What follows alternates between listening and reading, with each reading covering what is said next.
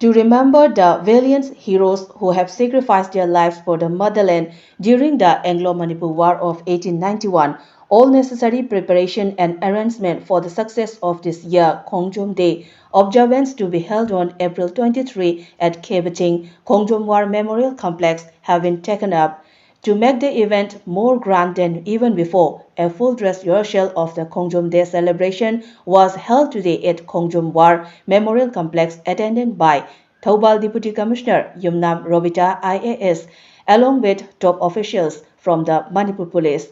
The state-level observance of Khongjom Day to be held on April 23 will be attended by Manipur Governor Ajay Kumar Bhalla as Chief Guest and Chief Minister Yumnam Khemchan as the functional president. Some of the main programs for the Khongjom Day observance are paying off floral tributes at the Khongjom War Memorial located at Khebaching, Guard of Honor, General Salute, Reverse Arms, blowing of last post, observance of 2 minute silence, etc., besides offering floral tributes to the statue of Pauna Brajavashi along with gun salute. Moreover, the public would offer tarpan at the Khongjom River and it would be led by the chief guest and the president of the function.